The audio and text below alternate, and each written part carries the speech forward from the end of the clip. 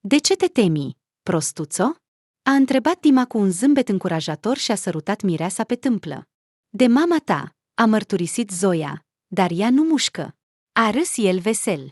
Dar ea este atât de cunoscută. Mama ta a fost actriță, iar eu cine sunt? Dar ești o bucătăreasă grozavă. Și cel mai important, ești iubita mea. Cea mai iubită dintre toate, a răspuns Mirele.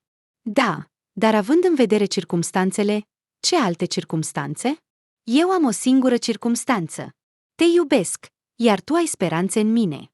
Îți mulțumesc, a șoptit Zoia. Pentru ce? Pentru că mă susții. Și, în general, pentru că ești a mea. Nu știu ce s-ar fi întâmplat cu mine acum, dacă nu ai fi fost tu. Întotdeauna la dispoziția ta, mademoiselle. S-a înclinat glumeț Dima, dar Zoia nici măcar nu bănuia că Mirele însuși era puțin speriat. Cine știe ce i-ar putea trece prin cap mamei lui? Aproape toată copilăria lui Dima Gorodski a fost petrecută sub îngrijirea bunicii Valentina Vasilievna. Mama lui, Natalia, nu era deloc încântată să stea cu un bebeluș și a ieșit din concediul de maternitate imediat ce el a împlinit 3 luni. Când Dima a împlinit 4 ani, a aflat că frumoasa mătușă cu părul lung și alb, care apărea la televizor, era mama lui.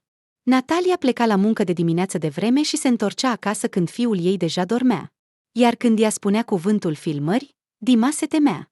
Asta însemna că mama nu va fi acasă mult timp. Una dintre cele mai vii amintiri din copilărie ale lui Dima era mirosul ciudat de grăi care venea de la mama lui când ea, întorcându-se acasă, îl săruta pe el, adormit. Mamă, șoptea băiețelul, fericit că o vedea pe mama nu în vis și nu la televizor, ci măcar pentru câteva ore. Eu, micuțul meu, șoptea Natalia înapoi și lăsa mereu o lacrimă de emoție. Iar Dima adormea zâmbind, pentru că mama era aproape. Odată, băiețelul s-a trezit și a auzit vocea miustrătoare a bunicii, care după moartea bunicului s-a mutat la ei. Natalia, ce faci? Întreba Valentina Vasilievna. Ei, cu pârâciul tău e totul clar. Așa îl numea pe tatăl lui Dima, Vladimir Gorodski, care era asistent de rege. El și Natalia s-au cunoscut în timpul filmărilor de la Sochi. Aerul sudic amețitor, îmbibat cu aroma magnoliilor, a pregătit instantaneu 2 tineri frumoși pentru o stare lirică. Și în jos se desfășura o poveste de dragoste. Curând, Volodia și Natalia s-au căsătorit. Dar, așa cum s-a dovedit mai târziu, simpaticul asistent abuzase de alcool. Și, se spunea, consuma și ceva mai rău. La început, Natalia a încercat să-l convingă pe soțul ei să se îndrept, dar a eșuat. Și din neputință a început și ea să bea. Apoi, tânăra actriță a făcut o descoperire uimitoare. Alcoolul nu doar că ajută la relaxare și la reducerea stresului, dar și aduce bunăvoință. El este deja complet îmbibat cu alcool, a continuat Valentina Vasilievna. Dacă îl storci, rămâne o cârpă. Dar tu? Vrei să te îmbătezi la o vârstă atât de tânără? Nu mă voi îmbăta. Alcoolul mă ajută să mă desfășor. În lumea actorilor nu se poate altfel. Crezi că toți sunt sfinți acolo? A replicat Natalia. Nu mă gândesc la nimic. Și pe toți nu mă interesează. Văd doar că fiica mea are dependență de alcool. Și consider că este datoria mea. Mamă, oprește-te. Nu mă voi opri. Vrei să-ți închei zilele sub un gard? Dar te-ai gândit la Dima? Ce se va întâmpla cu el când eu voi muri? Va merge în orfelinat? Ajunge! A strigat isteric Natalia și a fugit să fumeze pe balcon. Iar bunica suspina. Bietul băiat! Oh, bietul băiat! De ce sunt biet? Și de ce trebuie să ajung în orfelinat? Orfelinatele iau copii care nu au nici mamă, nici tată. Își amintea de băiatul vecin, Stepa, pe care mama lui îl creștea singură. Iar când ea nu a mai fost, Stepa a fost dus în orfelinat. Dar el avea și mamă, și tată.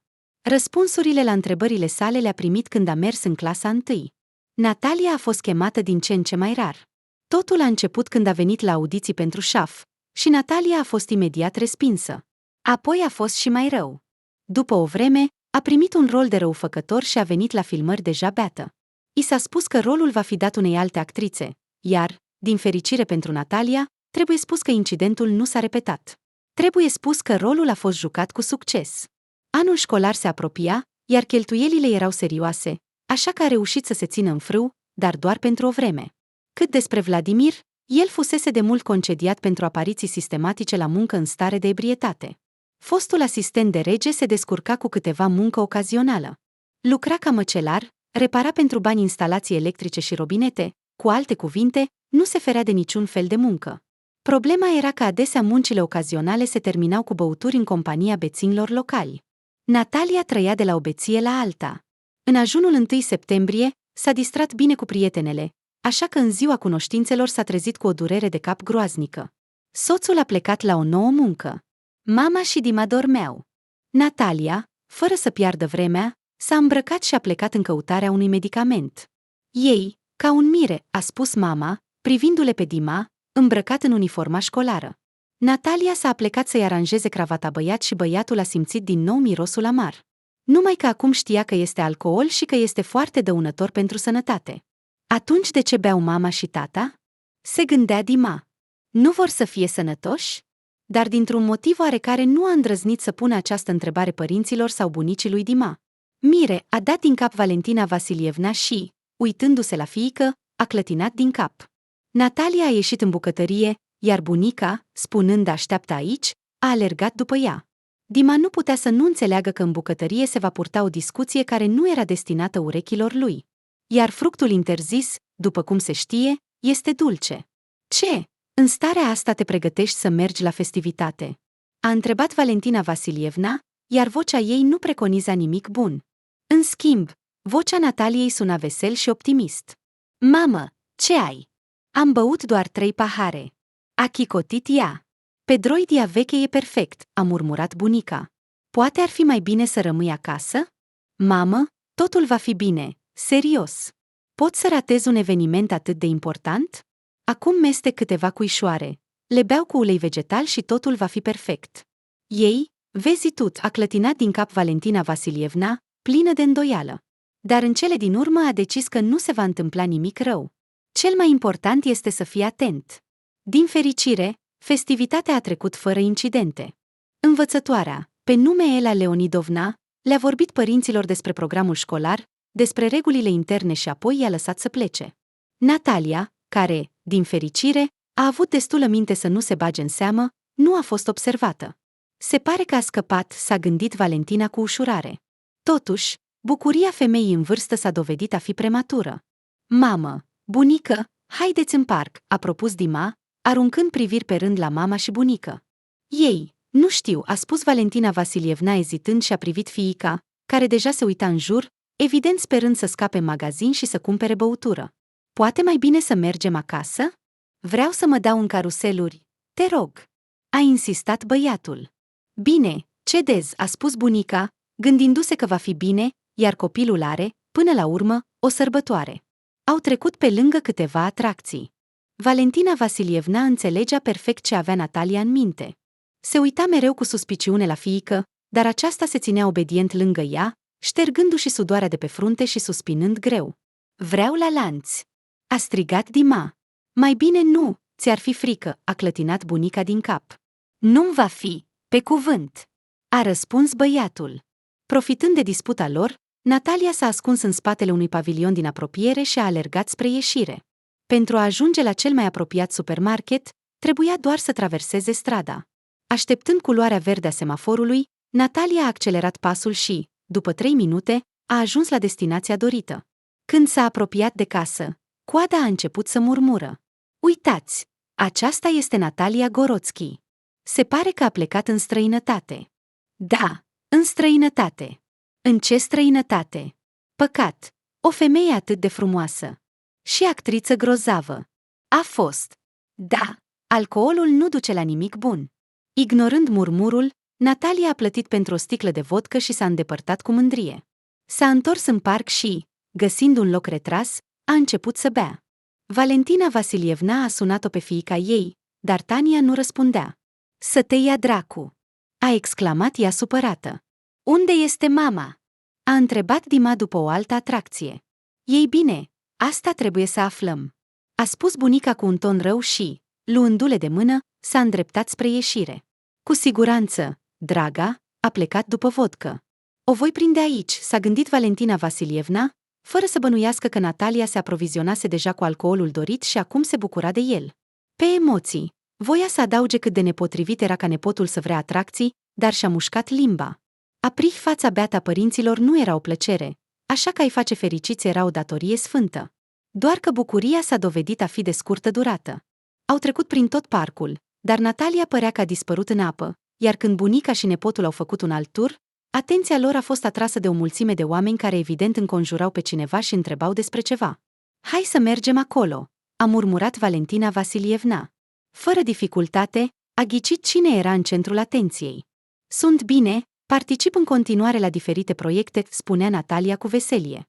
Și în ce proiecte, dacă nu e secret? A întrebat o brunetă frumoasă, îngrijită, de aproximativ 35 de ani. Chiar acum sunt implicată într-un proiect foarte interesant, a răspuns actrița îmbătată. Și în curând veți vedea totul. Așteptăm cu nerăbdare, a strigat o tânără cu dreaduri. Valentina Vasilievna se uita la fiica ei și cel mai mult pe lume dorea să se îngroape de rușine. Deodată, i-au venit în minte cuvintele Nataliei despre faptul că alcoolul ajută la desfășurare. Și să mintă atât de abil, bătrână. S-a gândit femeia cu amărăciune. Apoi, Natalia a început să ofere autografe. Unii au început să o fotografieze, iar privirea actriței a căzut pe Valentina Vasilievna și Dima.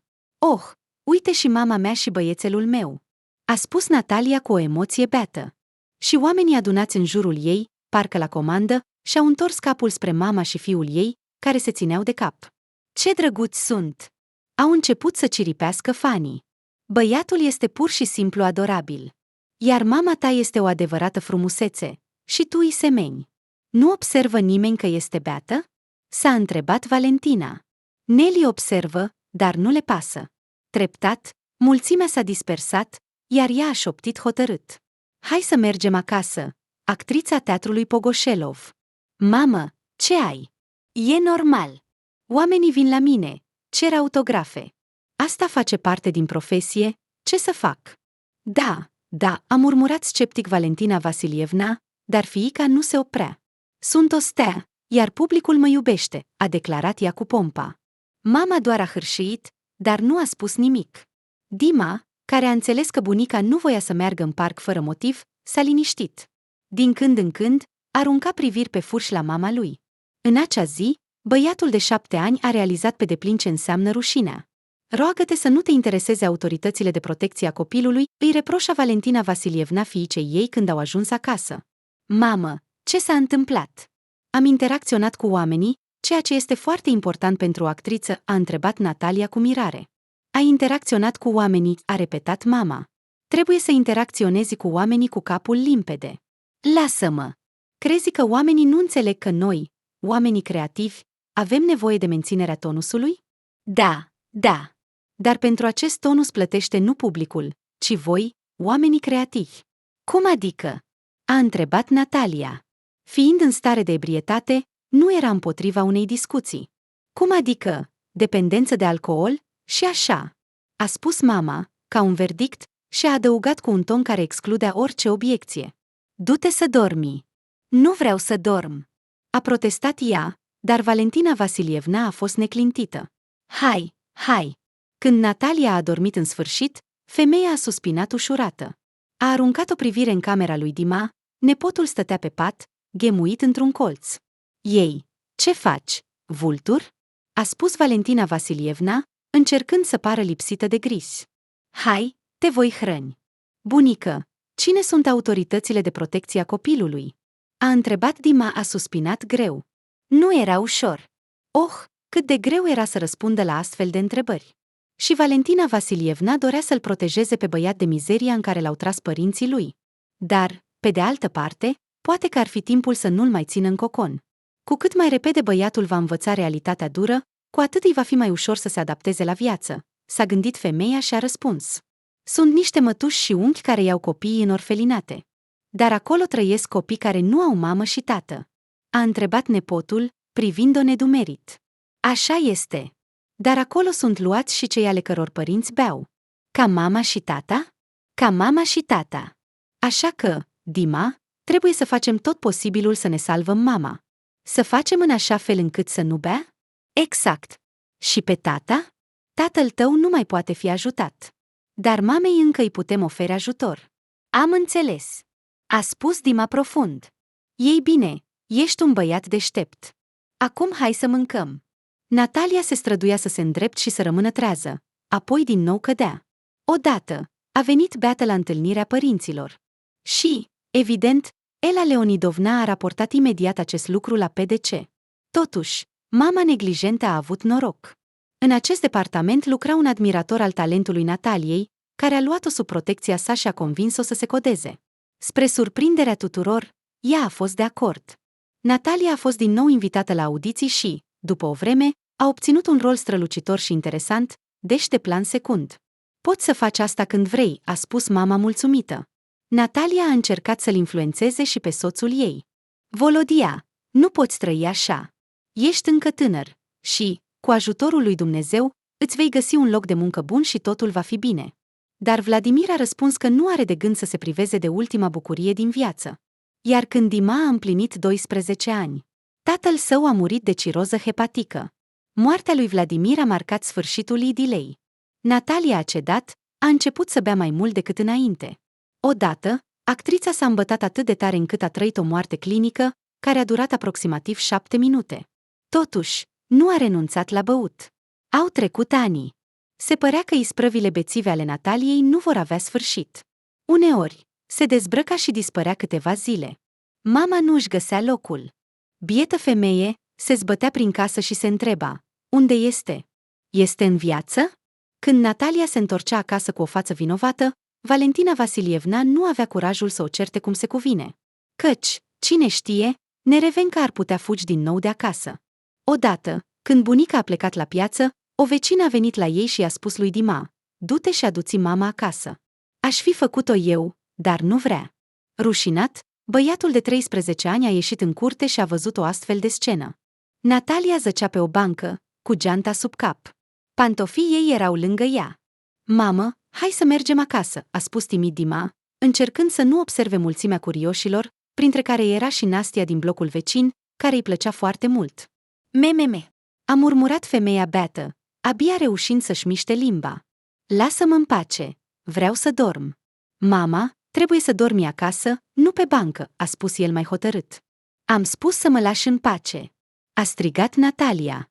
Nu se știe cât ar fi durat disputa lor dacă Valentina Vasilievna nu ar fi apărut. Ce-i asta? Hai, ridică-te, rușine! A strigat ea. Mamă? A zâmbit Natalia.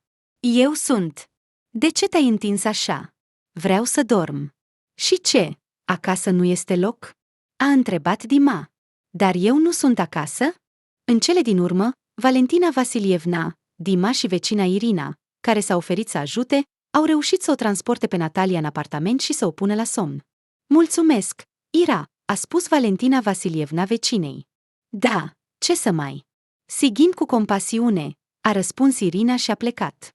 Astfel de întoarcere acasă au fost încă multe, iar de fiecare dată lui Dima era groaznic de rușine. Unii dintre băieți din curte chicoteau urât. Nu le da atenție, nu au minte, îi spunea bunica. Numai sprijinul unui prieten de nădejde și, desigur, bunica îl ajutau pe băiat să supraviețuiască acestui coșmar.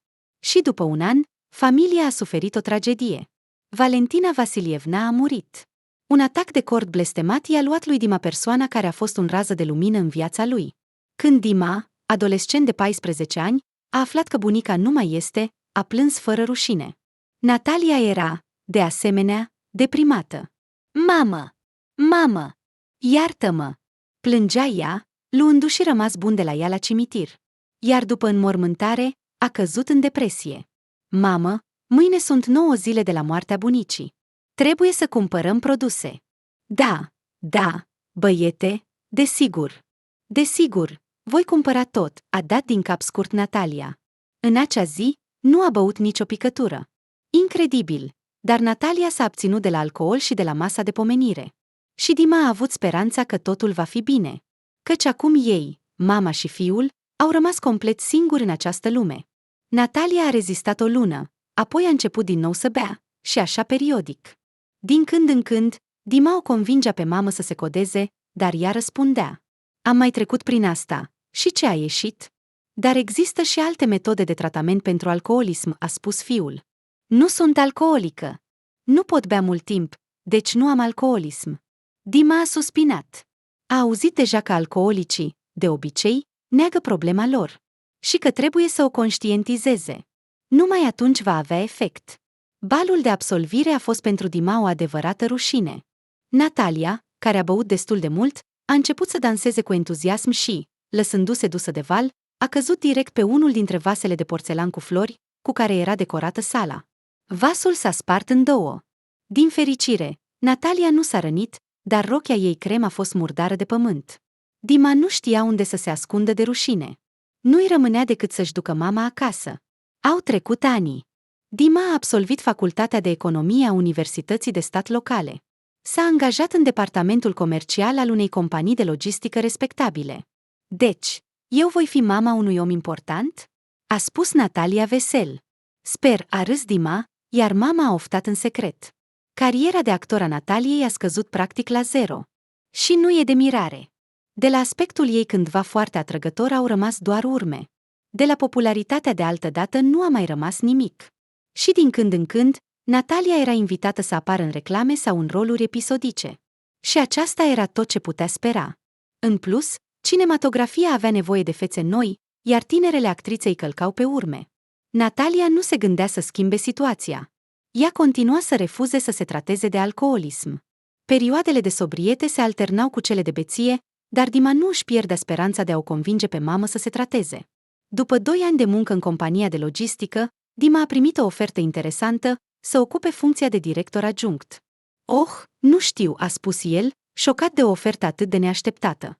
Dar eu cred în tine. Acceptă. Astfel de oferte nu vin în fiecare zi. După ce l-au condus pe fostul director adjunct, Dima a preluat funcția propusă. Maxim Victorovici nu s-a căit nicio clipă de decizia sa. A propus acest loc lui Dima, dar noul adjunct era fericit, mândru și se străduia din toate puterile să nu dezamăgească încrederea șefului.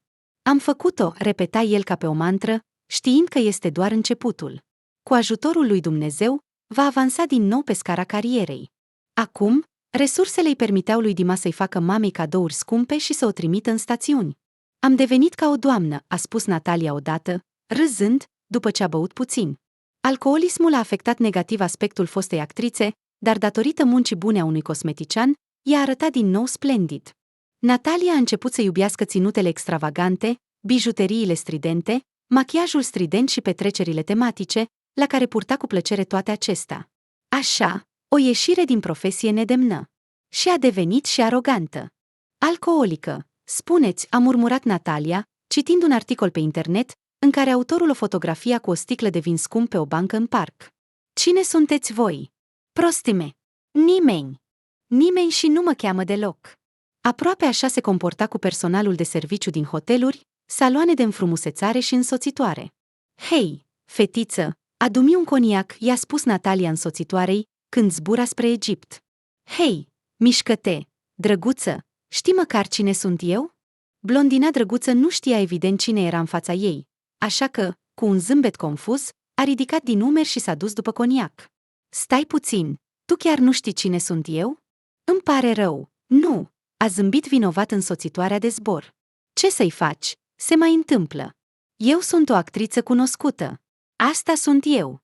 Eu sunt Natalia Gorodețcaia. Nici numele, nici prenumele fetei nu spuneau nimic. Dar ea a murmurat politicos. Oh, da, desigur. Asta e. Înseamnă că nu sunt complet uitată. Apropo, cum te cheamă? Anna ei bine, îmi place. Un nume frumos. Așadar, Anna, hai să mergem după coniac. Când însoțitoarea de zbor s-a întors, i-a cerut Nataliei un autograf. Fosta actriță s-a umflat de mândrie. Ce să mai ascundem? În ciuda stilului de viață pe care îl ducea, Natalia îi era foarte dor de gloria de altădată. Atenția din partea oamenilor o hrănea. Înțelegând asta, Dima o privea pe slăbiciunea mamei sale cu o atitudine filozofică și se gândea că, oricum s-ar distra copilul, doar să nu plângă.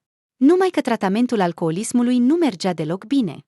O consola doar faptul că, odată cu vârsta, Natalia a încetat să se îmbete până la inconștiență. După 3 ani de la deschiderea firmei de logistică, Dima a început cu entuziasm construcția unei case de vacanță. Trebuie să te căsătorești, a spus într-o dimineață Natalia, sorbind cafea cu coniac, pe care l-a adăugat în secret de fiul ei. Ce? A întrebat Dima, aproape sufocându-se cu ceaiul.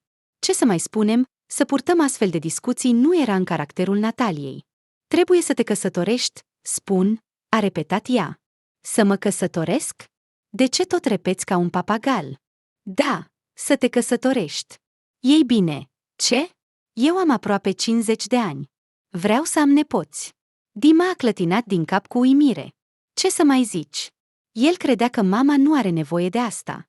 Natalia călătorea mult, mergea la saloane de frumusețe, lăsa în magazinele scumpe salariul unui bugetar, participa la evenimente mondene, iar nepoții nu se încadrau prea bine în acest tablou.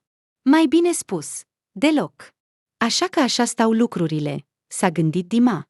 Ei bine, mamă, te-am auzit. Ce pot să spun? Odată ce vor construi casa, vor planta copaci, atunci putem să ne gândim și la căsătorie și la copii.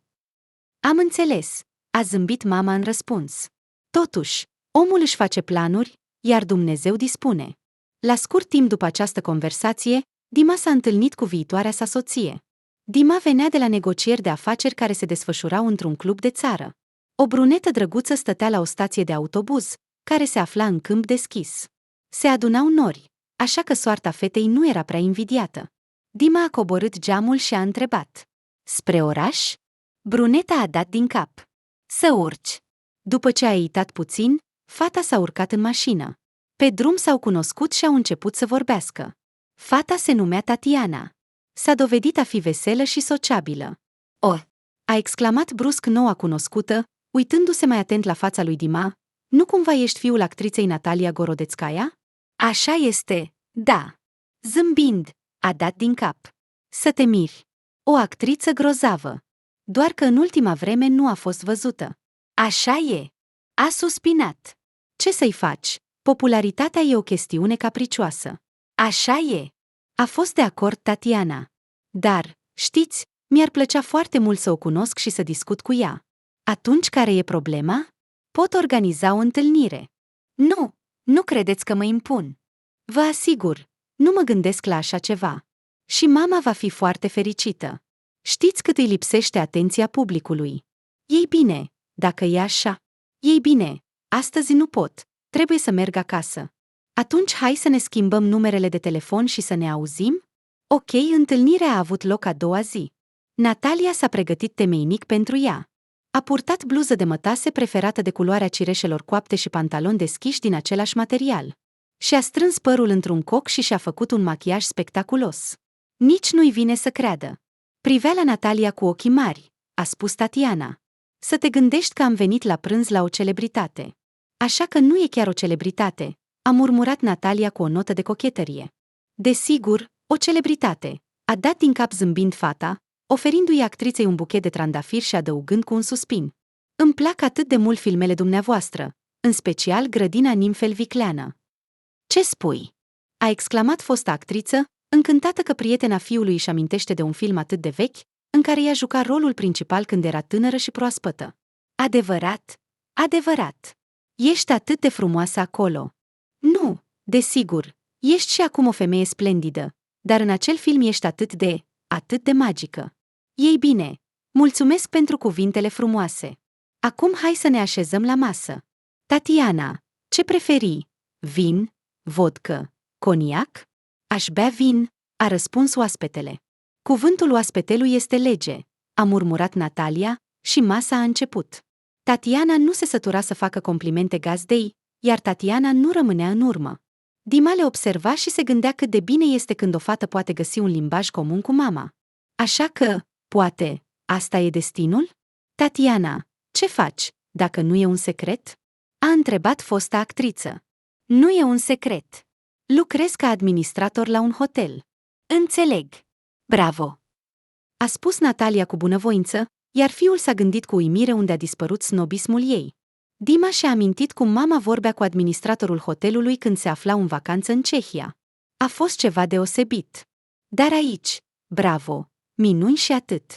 Nu i-a scăpat nici faptul că în prezența oaspeților Natalia nu a exagerat cu alcoolul. Tatiana însă bea vin cu înghițituri mici, iar în întreaga masă destul de lungă a băut în total un pahar și jumătate. Dima se surprindea gândindu-se că ar vrea să o cunoască mai bine pe această fată. Dar dacă, dintr-o dată, este ocupată? S-a gândit cu frică. Totuși, Ce îl împiedică să propună? Și dacă ea refuză din cauza unui iubit? Ce să-i faci? Înseamnă că nu e destin. Când Tatiana s-a pregătit să plece, Dima s-a oferit să o conducă până la taxi. Poate ne vedem mâine? A întrebat el, rugându-se în sinea lui ca totul să fie așa cum își dorea. De ce nu? A spus fata cu un zâmbet ștrengăresc. Așa a început romanul lor, care, în ciuda faptului că casa de vacanță nu era încă terminată și împădurită, s-a încheiat cu o cerere în căsătorie. Natalia era în al 9-lea cer de fericire. Despre o astfel de noră nu am putut nici măcar visa, spunea ea, iar Dima se bucura ca un copil. Bucuria a durat exact până când a aflat ce a stat la baza unei astfel de armonii între soacra și noră. După nuntă, tinerii voiau să închirieze un apartament și să locuiască în el până când se termină construcția casei de vacanță. Dar Natalia a spus, apartamentul e mare, loc e destul pentru toți. De ce să cheltuim bani? Odată, întorcându-se acasă dintr-o călătorie de afaceri, Dima i-a surprins pe mama și soția sa, bând coniac. Sticla era pe terminate, iar doamnele drăguțe erau puțin în stare de ebrietate. Dimiule, a spus Natalia cu un zâmbet înduioșător, îmbrățișându-și fiul. Hai să ne așezăm, să bem pentru întâlnire. Simțind mirosul de alcool, castraveți proaspeți și ceapă, Dima a făcut o grimasă. Sincer să fiu, era extrem de obosit și flămând. Tot ce își dorea Dima era să mănânce, să se culce, să doarmă. Era mult de lucru, iar diferența de fus orar își spunea cuvântul. Iubitule, ești obosit? A întrebat Tatiana cu o voce plină de compasiune, ridicându-se de la masă și apropiindu-se de el. Sunt obosit, a răspuns Dima laconic, suprimând cu greu iritarea. Atunci, poate, ne odihnim împreună? A întrebat soția cu o aluzie și a râs ușor. Fără rușine. Soacra a miustrat-o bâlând și i-a făcut o glumă. Băiatul meu vrea să mănânce. Iar tu, Dima, vrei pui? O salată. Uite, pâinea e caldă. Am adus-o de la brutărie recent. Hai, Dimiule, așează-te. Probabil. A dat din cap Dima și s-a rușinat de iritarea sa. Dar, de fapt, soacra și nora au decis să organizeze o mică petrecere de fete. Și ce dacă? În casă era curățenie. Era mâncare caldă și gustoasă. Acum va mânca, se va culca, iar apoi se va trezi ca nou. Și Dima s-a așezat la masă, a mâncat cu poftă, după care a mers să doarmă. Totuși, astfel de petreceri de fete au început să se repete prea des, iar el a fost nevoit să constate că soția sa avea o slăbiciune pentru alcool, pe care ea o ascundea abil. Poate că Tatiana știa chiar că actrița ei preferată îi plăcea să bea. Așa că, Dumnezeu a vrut să se cunoască cu ea și apoi să se înrudească. Așa, stop, s-a miustrat Dima. Așa se poate ajunge la cine știe ce. Pentru început, nu ar fi rău să vorbesc cu soția. Tatiana. Cu grijă. A început el o discuție dificilă. Bei prea mult. Așa că nu durează mult și îți vei pierde locul de muncă. Prostii. Dorm suficient, iar apoi merg la muncă ca un castravete. Asta e adevărat. Dar mi-ar plăcea să văd o soție trează lângă mine, de la care nu miroase a alcool. Și ție nu-ți place cum miroase de la mine? Crezi că sunt eu o pușcărie? A exclamat ea supărată. Ei bine, nu exagera, încercând să păstrezi un ton pașnic, a spus soțul. Ești o femeie frumoasă și îngrijită, dar alcoolul nu te face să arăți bine. Și noi voiam să avem un copil. Sunt eu vinovată că nu ne iese nimic? A spus Tatiana iritată, iar ochii ei au început să se miște suspect. Atunci, poate, ar trebui să ne adresăm unei clinici? A propus Dima. Niciodată nu am avut probleme cu sănătatea. Ei bine și foarte bine, a concluzionat el. Niciodată nu strică să te asiguri de asta. Așa că caut o clinică bună. Caută, a spus Tatiana fără prea mult entuziasm.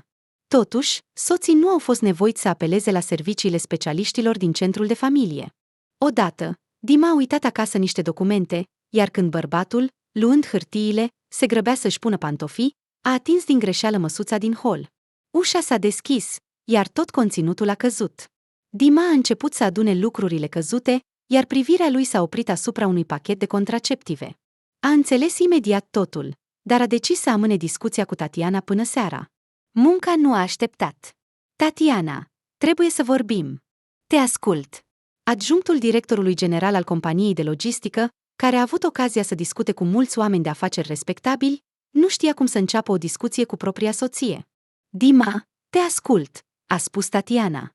Ieri, când am atins din greșeală măsuța, a căzut un pachet de contraceptive. Și ce? A întrebat soția cu o față indiferentă. Totuși, pe fața Tatianei se putea citi. A înțeles totul. Numai că asta nu trebuia. Tatiana, nu se putea discuta această problemă cu mine? Ce să discutăm? Mama ta vorbește mereu despre nepoate, iar tu nu te lași mai prejos. Iar părerea mea, se pare că nimeni nu o ia în considerare. De ce? Cu mama ta, văd că v-ați înțeles. Și aș fi înțeles dacă nu ești pregătită pentru maternitate. Dar ai preferat să acționezi pe ascuns. Știi, Tatiana, pot ierta multe, dar minciuna pe la spate nu se află în această listă. Ei bine, având în vedere că am început o discuție atât de interesantă, recunosc, da, nu sunt pregătită pentru maternitate. Mai mult, e puțin probabil să fiu vreodată pregătită. Iar cu mama ta ne distrăm foarte bine. Un copil doar strică tot. Și ce ar trebui să fac acum? Dima s-a gândit că nu avea o familie. Era o uniune între doi, ce să mai ascundem? Două femei care beau, care în alte circumstanțe, poate, nu s-ar fi împrietenit. Iar ce loc ocupa el în viața lor? Cine știe? Așa că, din punctul meu de vedere, ieșirea este evidentă. Divorț. A ridicat din numeri. Dima, ce să mai zici? Divorț, a fost de acord soția. După o lună, Dima și Tatiana nu mai aveau nimic în comun decât amintirile comune. Divorțul fiului nu a fost pe placul Nataliei. E uimitor, dar, spre deosebire de mamele aflate în situații similare, ea l-a acuzat pe fiul ei. Nu ai reușit să o păstrezi pe Tatiana, a exclamat Natalia. Mamă, despre ce vorbești? Tu voiai nepoți, iar Tatiana ta nu se gândea deloc să te onoreze cu un nume. Deci despre ce vorbesc? Voi v-ați înțeles în alt mod.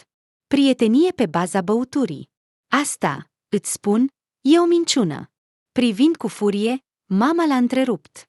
Tatiana își dorea foarte mult copii. Aha, atunci cum explici pastilele contraceptive? A ridicat din sprâncene. Natalia a clipit confuză. Nu avea ce să zică. Ei bine, cine știe? A spus ea în cele din urmă. Da, Tatiana mi-a explicat totul foarte clar. Nu vrea copii, a spus Dima obosit. Așa că nu mai avem ce discuta. A încercat să se asculte pe sine și a realizat că nu regretă deloc divorțul. Ei bine, și minunat. Continuăm să trăim și ne bucurăm de viață, s-a gândit Dima, fără să bănuiască că în curând îl aștepta o altă întâlnire decisivă. Ce să mai spun, Maxim Pavlovski a devenit pentru Zoia acel om care a oferit bucătăresei modeste o viață confortabilă, interesantă și plină de evenimente. Cenușăreasa a devenit prințesă. Mai degrabă, soția iubită a unui antreprenor de succes. Cu greu s-ar putea spune că întâlnirea dintre Maxim și Zoia a fost romantică. Fata ieșea din supermarket, unde, ca de obicei, intrase după o zi de muncă grea în cantina școlii. Iar când Zoia ieșea de acolo cu două pungi enorme, pline ochi cu produse, Maxim s-a ciocnit de ea la ușă. Tânărul antreprenor era atât de absorbit de gândurile despre negocierile de afaceri care depindeau de viitorul firmei sale, încât nu a observat-o și aproape a călcat-o pe picior. Produsele au avut mult mai puțin noroc. Jumătate din ouă s-au spart, la fel și borcanul cu compotul de vișine preferat.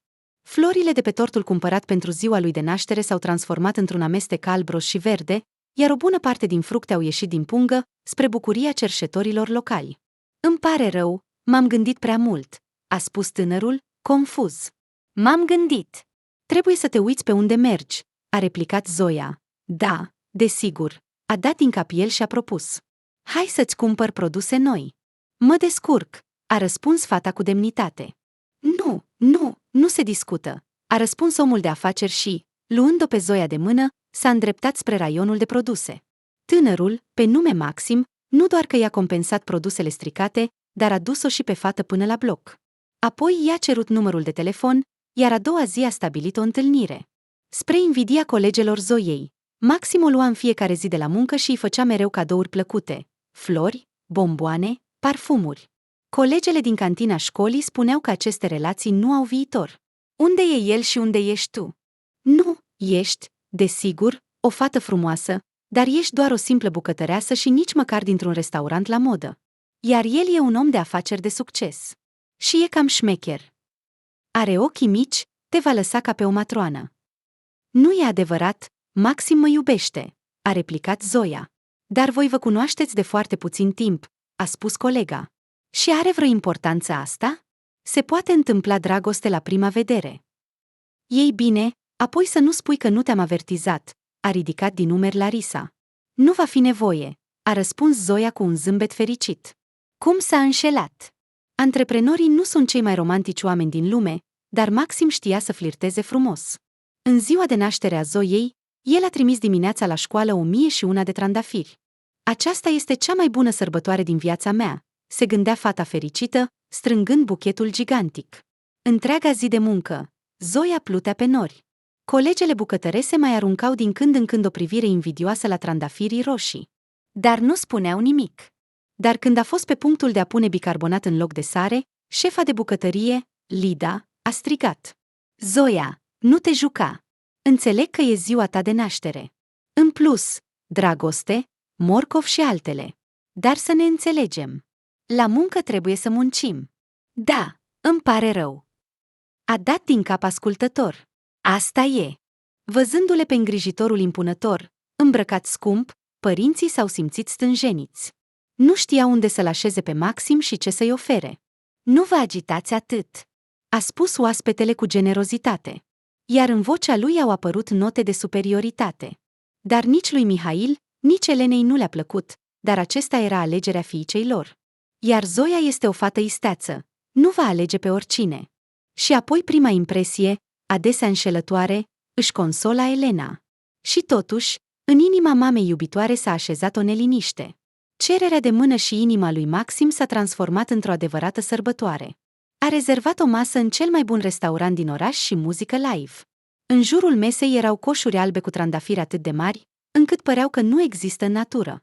Florile emanau un parfum minunat, care crea o atmosferă pozitivă și năștea credința în bine chiar și în părinții viitoarei mirese.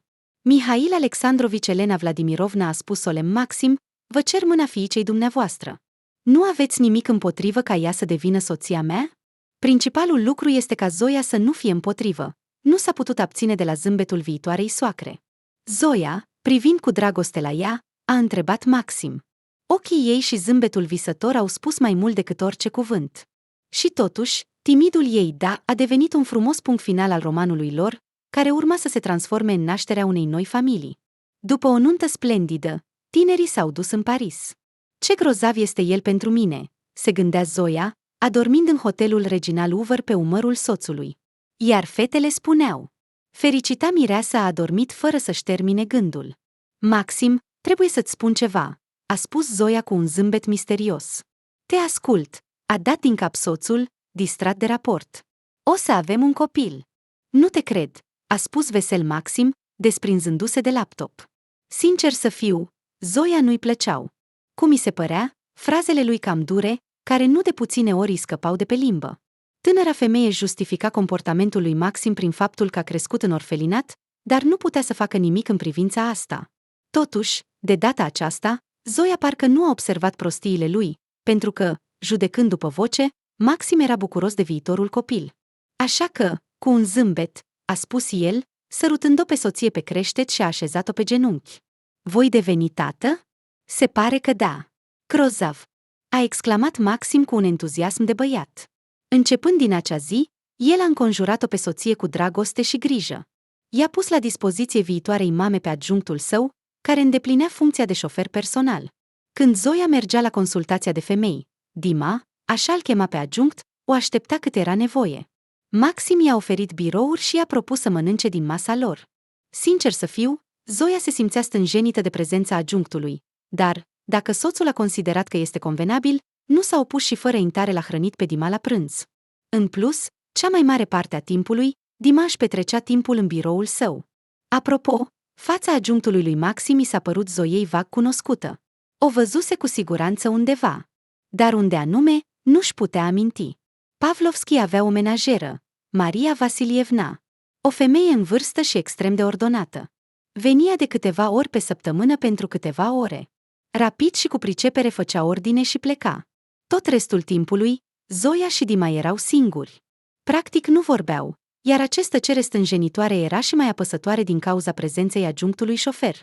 Dar într-o zi, Gheața s-a rupt. Mamă, ți-am spus că voi face totul. Totul, așa cum îți place. Și cum rămâne cu rochia și pălăria? Totul, mamă, te-am auzit. Te-am auzit.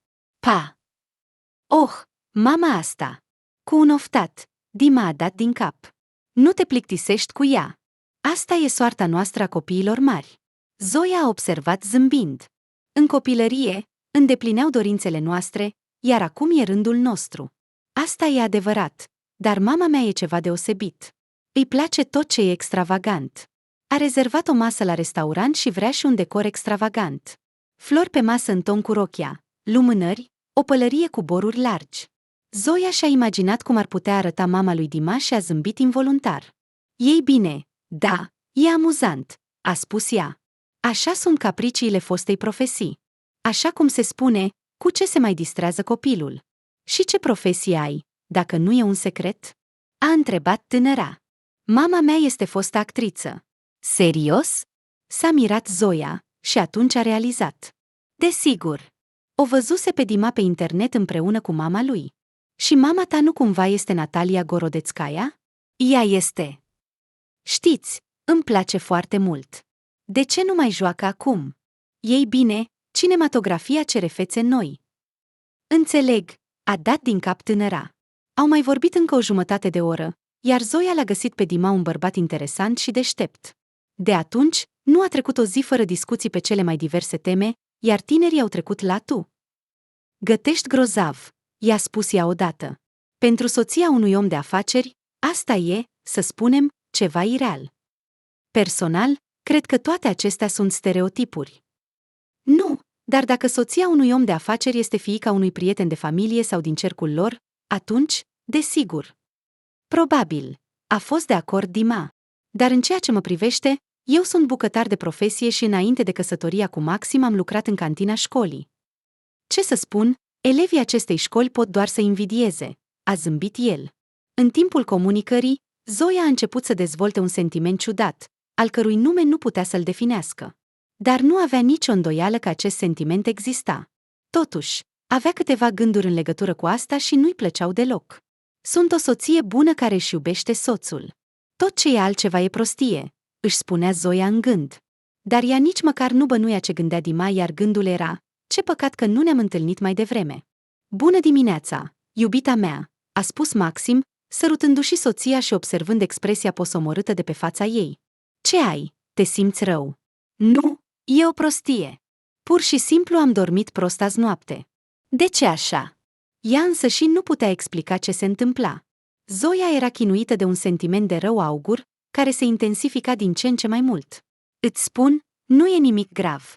E doar din cauza hormonilor. Încercând să-și smulgă un zâmbet, a răspuns ea.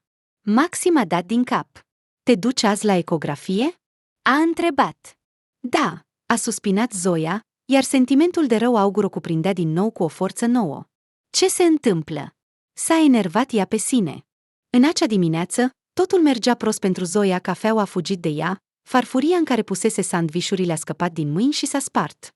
În cele din urmă, supărată pe sine, Zoia a decis să nu se apuce de treburile casnice, până nu mai făcuse vreo prostie.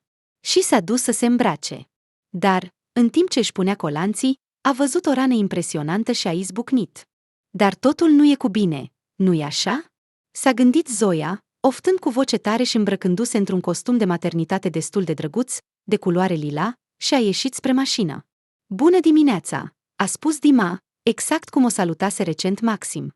Ei bine, eu nu l-aș numi bun, a murmurat Zoia. De ce?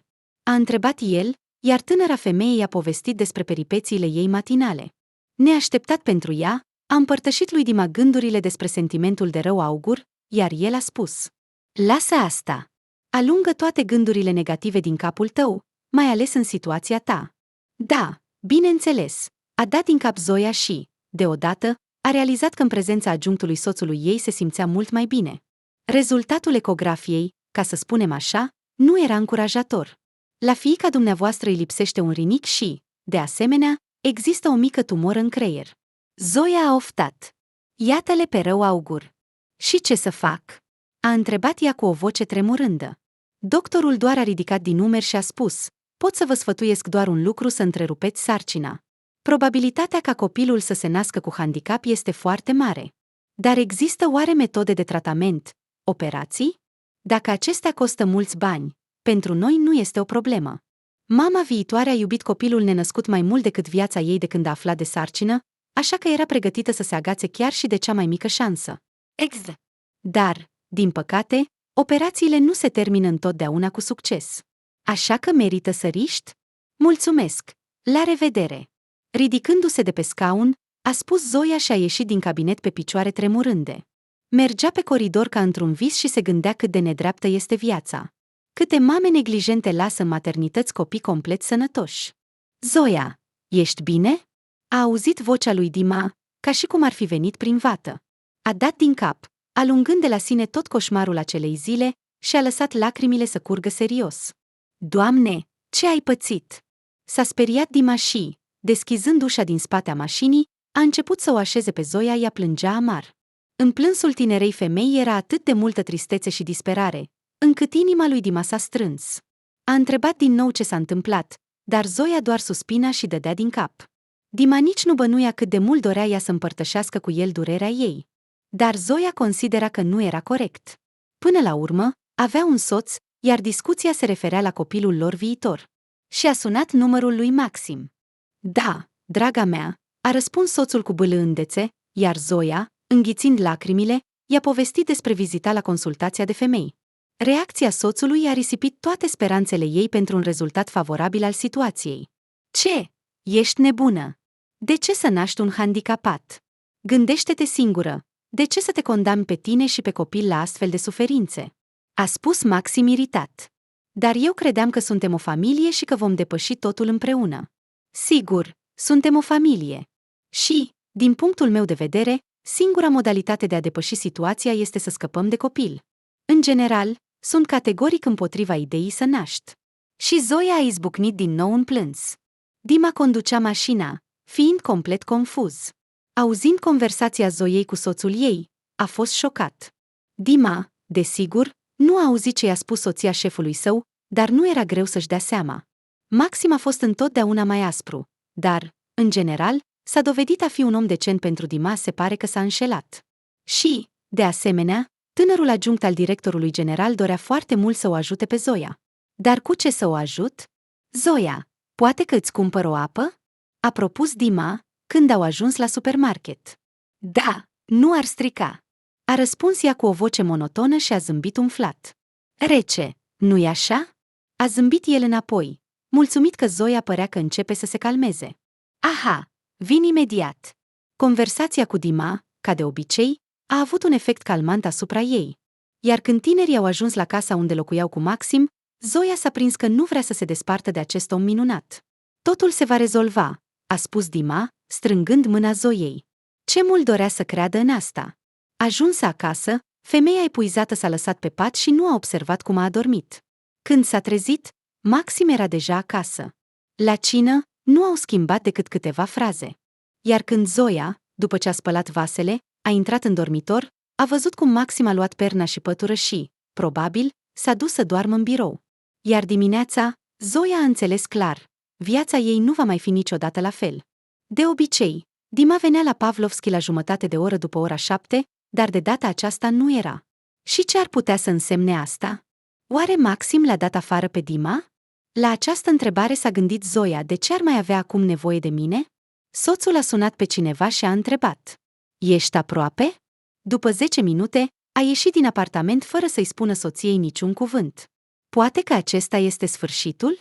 S-a gândit Zoia cu tristețe și a sunat-o pe mama ei. Ce s-a întâmplat, fetița mea? A întrebat Elena îngrijorată. Mama, e groaznic, a spus ea printre lacrimi. Ce s-a întâmplat? S-a speriat mama. Maxim, el e pur și simplu groaznic. Așa? A spus Elena cu un ton semnificativ. Deși nu am fost de acord cu alegerea fiicei, simpatiile pentru ginere nu au apărut niciodată. Din păcate, prima impresie s-a dovedit a fi corectă. Da, Maxim își întreținea singura și foarte iubita fiică. Și lui Mihail și Elenei le-a ajutat cum a putut. Dar cu ce dispreț a fost făcut totul? Când televizorul lor a murit, Maxim le-a dăruit unul nou, spunând: înțeleg că e greu să cumpărați unul nou, dar, din fericire, aveți pe mine. Cu ce plăcere au aruncat ei acel televizor pe fereastră. Dar un astfel de comportament scandalos ar fi supărat-o pe Zoia, care întotdeauna și-a apărat soțul. Ei bine, se pare că nu a mai rămas nicio urmă de ochelari roz. Zunică, poate că Maxim are dreptate? A întrebat Elena cu prudență, ascultând-o pe fiica ei. Cât va trăi fetița cu astfel de probleme, iar tu te vei atașa de ea. Asta e ceea ce Zoia nu se aștepta deloc, că mama va lua partea lui Maxim. Supărarea a copăleșit-o, iar Zoia a spus cu amărăciune: ei bine, mamă, și tu ești de aceeași părere. Și ce anume am spus eu? S-a reproșat Elena. Zoia se aștepta la sprijin din partea mea, iar eu: ei bine, îmi pare rău, fetiță, îmi pare rău, îmi pare rău, îmi pare rău, a spus ea grăbit. Nici eu nu știu ce spun. Desigur, eu și tata suntem de partea ta. Și te vom ajuta întotdeauna. Suntem cu tine. Mulțumesc, mamă.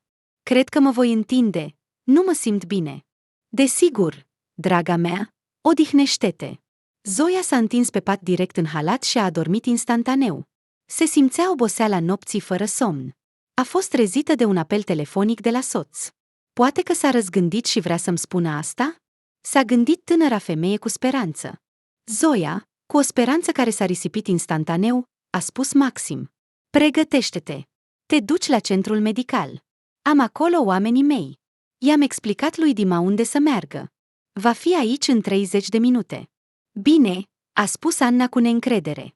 În sufletul Zoiei a reapărut speranța. Poate că nu e atât de rău? S-a gândit tânăra femeie. Maxim s-a răzgândit și s-a dus la centrul medical.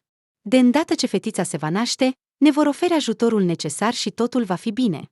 Încântată de speranță, Zoia a îmbrăcat una dintre cele mai frumoase rochii, și-a făcut un machiaj ușor și s-a uitat la ceas. Dima a sosit exact după 30 de minute. Salut, a spus el și a aruncat o privire vinovată către Zoia. Salut, dar nu știi în ce centru medical mergem? A întrebat ea. Se, Dima a tăcut, iar asta a alarmat-o. se, În general, a adunat gândurile și a spus, ascunzându-și ochii, întinzându-i un fel de bilet. Ce este asta? Când a citit că era un bilet pentru întreruperea sarcinii, i s-a întunecat în fața ochilor. Să-mi pierd mințile, s-a gândit Zoia, șocată. Maxim nici măcar nu a discutat asta cu mine. Nu cumva părerea mea nu înseamnă nimic pentru el, la fel ca și mine? Dar fetița noastră? Ea nu este vinovată de nimic și are dreptul la viață. Zoia nu putea să creadă că Maxim s-ar putea schimba atât de mult. Căci cu doar câteva momente în urmă, soțul ei era atât de grijuliu și bâlând. Și ce va urma, s-a gândit ea cu tristețe. Pe tot parcursul drumului spre centrul medical, Zoia a tăcut, cufundată în gânduri triste. Dima, de asemenea, nu era vorbăreț. Iar când s-a oprit în fața centrului medical, s-a uitat întrebător la Zoia. Știi ce? După ce a gândit puțin, a spus hotărât. Du-mă acasă. Dima a ridicat din numeri și au plecat. Iar după câteva minute, Maxim a sunat. Zoia și-a dat seama imediat că oamenii săi i-au raportat deja soțului despre absența ei de la procedura dezgustătoare și nu a răspuns. Telefonul mobil al lui Dima a sunat. Da, Maxim Victorovici, a răspuns el cu un ton deznădăjduit. Dar în răspuns a auzit o înjurătură. Dar Zoia Mihailovna m-a rugat să o duc înapoi. Calm, a răspuns Dima, și dacă eu sunt la dispoziția ei. Dar Maxim, furios, a închis deja. Zoia a oftat greu. Nu putea să-și imagineze că Maxim ar putea merge atât de departe. Să te gândești, din ura lui față de ea, pentru un copil nevinovat, soțul a implicat chiar și o persoană străină. Dima, îmi pare rău, a spus Zoia. De ce să te scuzi? A întrebat el. Și apoi, pentru mine, e doar o muncă. Zoia nici ea nu știa pentru ce se scuză. Dar dintr-un motiv oarecare, se simțea groaznic de jenată. Seara, când Maxim a venit de la muncă, a izbucnit un scandal incredibil. Cum ai îndrăznit să mă nesocotești? A strigat el atât de tare, încât părea că, în câteva secunde, acoperișul casei va zbura. Eu te întrețin pe tine, pe părinții tăi, iar tu te comporți ca o porcărie, nenorocită. Dar, Maxim, e vorba despre copilul nostru. A încercat Zoia să-l convingă pe Maxim. Despre fiica noastră. Știi ce, draga mea? du-te de aici. Soția s-a uitat la el cu uimire. Da, du-te de aici. A confirmat soțul cu un zâmbet rău, iar ea s-a dus în dormitor să-și adune lucrurile. Ce facem aici? A întrebat Maxim cu o voce bâlândă. Îmi adun lucrurile. Mă străduiesc să nu plângi, a spus Zoia. Asta văd. Ei bine, ce? Ai crezut că ți le voi da? Nu, draga mea, vei pleca în ceea ce ai venit. Cum vrei. A spus ea indiferent și, demonstrativ, scoțându-și inelul de aur, brățara și cerceii, a aruncat totul pe masă. Apoi Zoia a ieșit liniștit din apartament în halat și papuci de casă. Doamne, Zoia! A strigat Elena, văzându-și fiica. Zoia s-a aruncat în brațele mamei și a început să plângă cu voce tare. Ei bine, totul va fi bine, a spus Elena, mângâind-o pe cap. Totul se va rezolva. Dar fiica doar suspina și dădea din cap. Nu se va rezolva nimic, se gândea Zoia cu disperare. Asta e sfârșitul. Probabil că voi dormi puțin.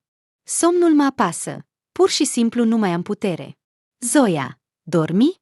A auzit Zoia vocea bâlândă a mamei și s-a simțit bine și confortabil, ca în copilărie. Numai că problemele erau de adult. Nu mai dorm. Interesant, cât am dormit? Ce oră e? 9.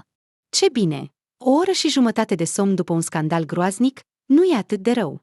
Hai să mergem să luăm cina, a chemat Elena. Dacă sunt sinceră, aș mânca un elefant, a recunoscut Zoia. De fapt, medicul nu recomandă să mănânci atât de târziu. Oh, dar sunt prostii toate acestea.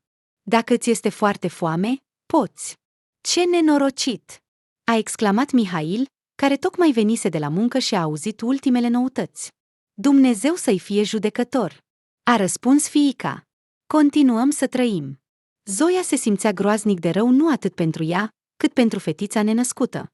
Dar mama viitoare înțelegea că în curând o așteaptă o încercare serioasă.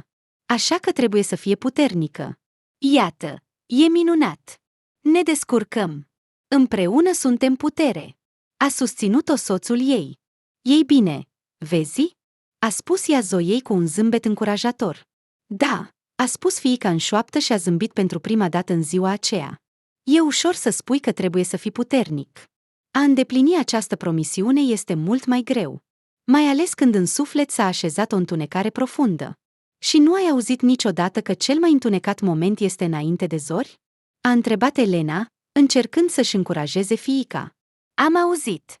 Întrebarea este cât de mult va dura acest timp întunecat. Nu te vei putea întoarce, a asigurat mama. Și s-a dovedit că avea dreptate. Dima era confuz, supărat. Iar totul din cauza șefului, care l-a angajat să îndeplinească funcția de șofer personal al soției. De ce a fost de acord Dima, în esență, să lucreze ca un servitor? De câteva ori s-a întrebat acest lucru și abia recent a reușit să-și răspundă sincer. Este destinul. Dima nu avea altceva de făcut decât să recunoască că s-a îndrăgostit ca un școlar. Zoia Pavlovska era foarte frumoasă. Avea părul ondulat și întunecat, iar buzele tinerei femei semănau cu căpșuni coapte. Ochii ei căprui, adânci, larg deschiși, înconjurați de gene pufoase și curbate, priveau lumea cu curiozitatea unui copil. Iar acea voce, calmă, foarte melodioasă, pur și simplu îl înnebunea. O astfel de femeie voia să o protejeze și să o apere de toate neajunsurile. Ce bine, era pregătit. Dar Zoia își iubea soțul, așteptând în același timp primul copil. Apoi soții s-au certat. Situația s-a desfășurat astfel încât nu putea fi vorba de împăcare. În legătură cu aceasta, a apărut o altă întrebare. Ce să facă cu asta? Oh, nu știu ce gândești. Dima nu a dormit toată noaptea. Decizia nu i-a fost ușoară, dar, dacă nu fac asta, nu mă voi mai respecta, a concluzionat el și a adormit imediat. Dima, am o sarcină pentru tine, a spus șeful cu o voce lipsită de emoții. Dacă se referă la soția ta, adică la soția mea, cu o expresie de satisfacție pe față, de care Dima aproape că a vomitat, a dat din cap Maxim. Trebuie să... Nu voi face asta. Mai mult, demisionez, l-a întrerupt adjunctul. Interesant. De ce? Permite-mi să știu. Nu ești mulțumit că ești adjunctul directorului general, îndeplinind funcția de șofer? Dar tu însuți ai semnat pentru asta. Nu e vorba de asta, a dat din cap Dima. Atunci despre ce este vorba? Pot să-ți dublez. Nu, Ce să mai, să-ți triplezi salariul? Nu e nevoie de asta, a suspinat el. Atunci ce te deranjează, dracului? S-a enervat serios Pavlovski. Ce mușcă te-a înțepat? Ce motiv ar putea să te facă să pleci de la o astfel de poziție? Personal. Vei semna cererea sau nu? Personal. Așa, se pare că încep să înțeleg despre ce este vorba. A spus Maxim și a zâmbit urât. Mă gândesc că ți-a plăcut Zoia. Și dacă da, ce? Da, te rog. Și eu oricum mă pregăteam să-ți cer să-i duci documentele referitoare la divorț. Și nu-i rușine? A întrebat Dima.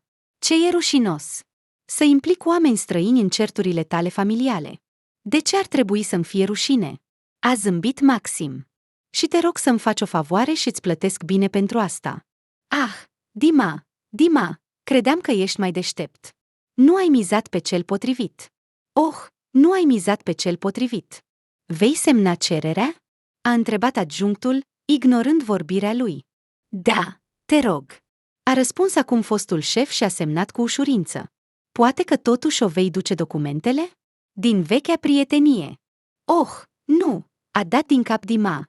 Rezolvă-ți problemele personale singur. Ei bine, cum vrei. Succes în găsirea unui loc de muncă. Mulțumesc. Dima a ieșit din birou și s-a așezat în mașină. Era profund gânditor. Îi era foarte dor de Zoia. Ce pot să-i ofer eu, un om fără muncă de 5 minute? S-a gândit cu tristețe. Dima avea câteva economii. Dar banii au tendința de a se termina, așa că nu ar trebui să întârzi cu căutarea unui loc de muncă. De ce așa de devreme? A întrebat surprins Natalia, aplicându-și paciuri sub ochi.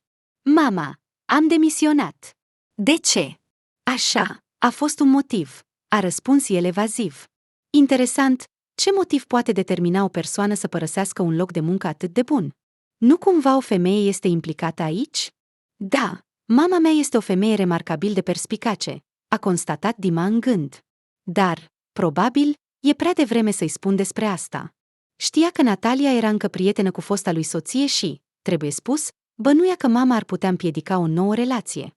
Din când în când, Natalia aducea discuția despre Tatiana, sugerând transparent că fosta soție ar fi încântată să se reunească. Da, ar fi fost doar încântată. Ei bine, de ce nu? Gândea Dima ironic, întotdeauna schimbând subiectul. Nu, trebuie să acționez cu delicatețe. Mai întâi să găsesc un loc de muncă, să primesc primul salariu și apoi să încep să acționez. Totuși, destinul a decis altfel. După o lună. Uimitor, dar după divorț, Zoia a respirat ușor. A pus toate punctele pe i, iar sufletul tinerei femei a devenit ușor și liniștit. Uneori își amintea de Dima, dar imediat se forța să nu se mai gândească la el. Care era rostul, dacă nu avea un viitor? Zoia urma să nască în curând. Dar Dima avea, fără îndoială, viața lui personală. Un tip atât de grozav pur și simplu nu putea fi singur. Este atât de atent, atât de bun, a observat Zoia cu o nuanță de tristețe. Fetei lui îi merge bine. Obosită să se lase purtată de gânduri triste, a decis să meargă la supermarket pentru a se răsfăța cu ceva bun. Voi cumpăra înghețată, prăjituri și, probabil, fructe, s-a gândit mama viitoare, anticipând o sărbătoare plăcută. Și voi cumpăra căpșuni proaspete. Zoia a cumpărat 1 kilogram de înghețată vanilie, o cutie de prăjituri cu ciocolată, portocale, kiwi și mere verzi, pentru care a început să simtă o afecțiune deosebită în timpul sarcinii. Gândindu-se puțin, a pus în coș câteva iaurturi. Și asta e din partea mea, a auzit Zoia o voce familiară. Tânăra femeie nu a avut timp să reacționeze, că în coșul ei a apărut un ananas. Dar ce faci? Nu trebuie, e scump. Oh, salut! Salut! A dat din cap Dima și a adăugat. Desigur că trebuie. Nu mă voi ruina. Mulțumesc, a zâmbit Zoia, iar ei s-au îndreptat spre casă. Te duc? A propus Dima. Nu știu. E convenabil? Te asigur, nu mă deranjează deloc. A asigurat-o vesel.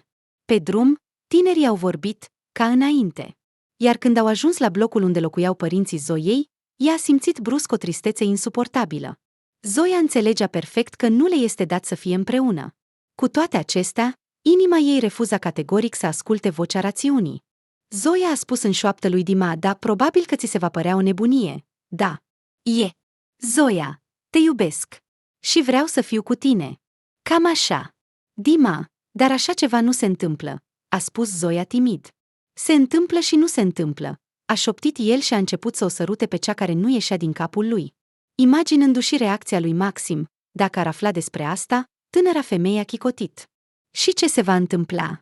A ridicat din umeri Dima. În primul rând, nu intenționez să strig despre asta pe toate străzile, iar în al doilea rând, nu mai lucrez pentru soțul tău. Oh, cum? Da, așa. Nu-mi pot imagina cum e să lucrezi cu cineva care a respins un copil bolnav. Așa că nimic nu ne va împiedica să fim împreună. Dar sunt însărcinată cu altcineva. Și ce din asta? Acesta va fi copilul nostru. Privea cu tandrețe la ea, a spus Dima. Doamne, e prea bine ca să fie adevărat, s-a gândit ea. Zoia se temea pur și simplu să fie fericită. Și Dima a simțit imediat starea iubitei sale. Crede-mă, a spus el cu intensitate, niciodată nu te voi răni. Cred, a dat din cap Zoia cu un zâmbet, iar buzele lor s-au întâlnit din nou. A sta în brațele iubite, da, exact așa, a unei persoane dragi, este, desigur, minunat, dar, din păcate, nimic nu durează veșnic. Zoia, trebuie să plec în afaceri, a spus Dima cu regret. Dar îți propun să ne întâlnim diseară. Ce părere ai? Este o idee minunată, a exclamat Zoia. Ei bine, așa că s-au înțeles. Și unde lucrezi? A întrebat ea la despărțire. Deocamdată nicăieri. Mai exact, m-am angajat la o companie de produse care aparține acelui supermarket unde ne-am întâlnit atât de bine. Ei bine, vezi, cum se leagă totul între noi. A spus iubita vesel, iar tinerii au râs împreună. Și cine este acest bărbat interesant cu mașina frumoasă, cu care ai vorbit atât de mult? A dat din ochi Elena fiicei. Nu o să-ți vină să crezi, este adjunctul lui Maxim. Ei bine, acela care m-a dus. Chiar așa? Sper că nu te-a supărat? Nu, a asigurat fiica și a râs cu voce tare. Mama, am două vești. Una bună și alta foarte bună, a declarat Dima, îndepărtându-și haina. Chiar mă pregăteam să beau o ceașcă de ceai, așa că hai la bucătărie și povestește-mi noutățile tale, a răspuns Natalia. Cu plăcere, a exclamat fiul. Așadar, care sunt noutățile? A întrebat mama cu un zâmbet, turnând ceai. M-a intrigat. Așadar, încep cu cea bună, a spus Dima solemn. Am fost acceptat la o companie de produse. O veste minunată. Dar ce veste atât de bună este aceasta? Mă căsătoresc, a răspuns concis fiul. Ce? Așteaptă, a întrebat Natalia, aproape sufocându-se cu ceaiul. Vrei să spui că tu și Tania v-ați împăcat? Mamă, ce legătură are Tania cu asta? Asta este deja o poveste veche. Am întâlnit o altă femeie. Dar ce se întâmplă cu Tania? A întrebat ea dezamăgită. Și ce legătură are Tania? Ca să fiu prieten cu ea, nu trebuie neapărat să mă căsătoresc cu ea. Dar Tani, de ce tot vorbești despre Tania? A exclamat Dima cu iritare. Speram că te vei bucura pentru mine, dar tu și cu Tania ta. Și cine este ea? A întrebat Natalia. Fiul a respirat adânc, adunându-și gândurile. Nu e nevoie să fii ghicitor, mama nu va fi încântată de o noră divorțată și, în plus, însărcinată. În plus, ea nu este Tania. Dar nu am ce face. A ascunde faptul că Zoia este însărcinată ar fi o lipsă de respect atât față de ea, cât și față de mama. Zoia mea este fosta soție a fostului meu șef, a răspuns Dima cu un ton de parcă toți bărbații nu fac altceva decât să se căsătorească cu fostele soții ale șefilor lor. Da, chiar și fostele. Ce? S-a mirat Natalia.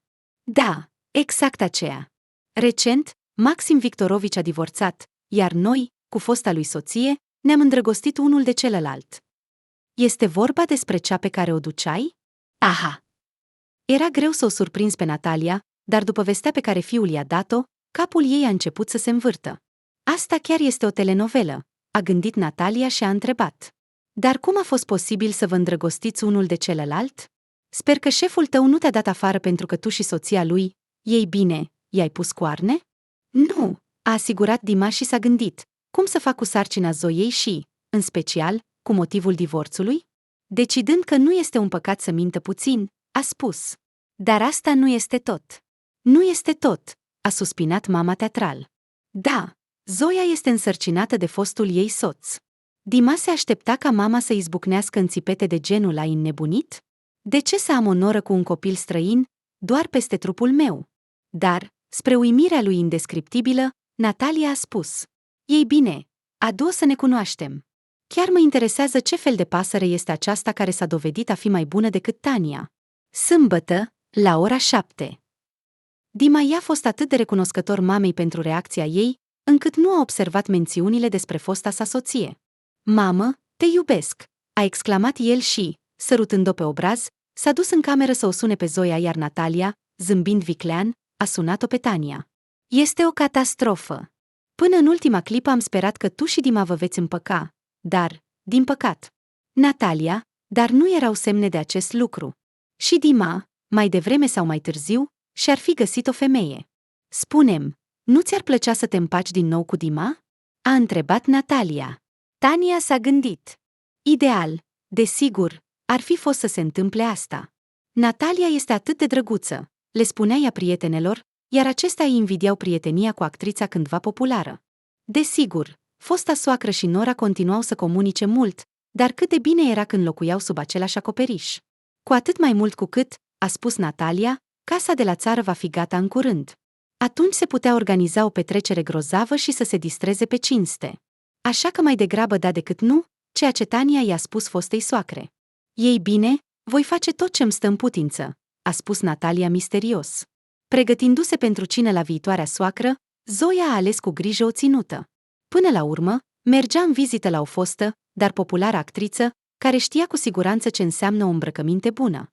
Zoia văzuse fotografiile ei recente pe internet și găsise ținutele ei foarte atrăgătoare, deși, poate, puțin prea extravagante.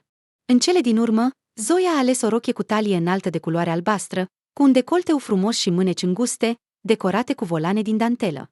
Rochia îi scotea în evidență picioarele frumoase și nu ascundea burtica vizibil rotuneită. O tânără frumoasă, a cărei stare interesantă o înfrumuseța doar. Ținuta ei elegantă a fost completată cu un lănțișor de aur cu un pandantiv din diamant. Cadou de la Dima a făcut un machiaj ușor în tonuri reci și a prins părul într-o nouă coafură. Și, uitându-se în oglindă, a fost destul de mulțumită de reflecția ei. Telefonul mobil a sunat, iar Zoia, văzând mesajul de pe ecran, a zâmbit. Căruța a sosit, regina mea, a anunțat Dima. A râs, s-a pus pe umeri un palton gri deschis, căptușit cu blană de nurcă, a luat un tort pe care l-a copt singură, un buchet de flori și a ieșit din apartament. Ești minunată, a spus logodnicul cu admirație, privind-o pe Zoia, care era puțin speriată. După conversația cu iubitul, s-a liniștit, ca de obicei. Mama logodnicului se uita la Zoia atât de atent și sever, încât a devenit imediat foarte inconfortabil. Nimic, toată lumea trece prin asta. Dacă, desigur, logodnicul nu este orfan, s-a încurajat ea.